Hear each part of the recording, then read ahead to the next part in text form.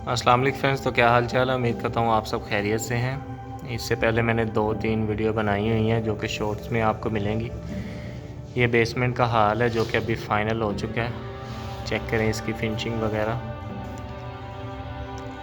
और ये सेंटर में हमने पेलिंग दी हुई है राउंड बना के, आधी इंची बाई आधी इंची। और ये 3 इंच का बॉर्डर लगाया हुआ है, साथ ही 2 इंच की बॉर्डर लगाई हुई है कॉर्नर्स पे। डिज़ाइन कैसा लगा? डिज़ाइन अच्छा लगा तो वीडियो को लाइक कर देना, हमारे चैनल को सब्सक्राइब कर देना। और ये साथ में थोड़ा सा एक्स्ट्रा एरिया था, इसको हमने प्लेन करके निश बना दी। सेंटर में पेलिंग दे दी 3 इंच वाली। तो मैं चलता हूँ, इंशाल्लाह मिलेंगे हम नेक्स्ट वीडियो में। तब तक के लिए अल्लाह हाफिज़।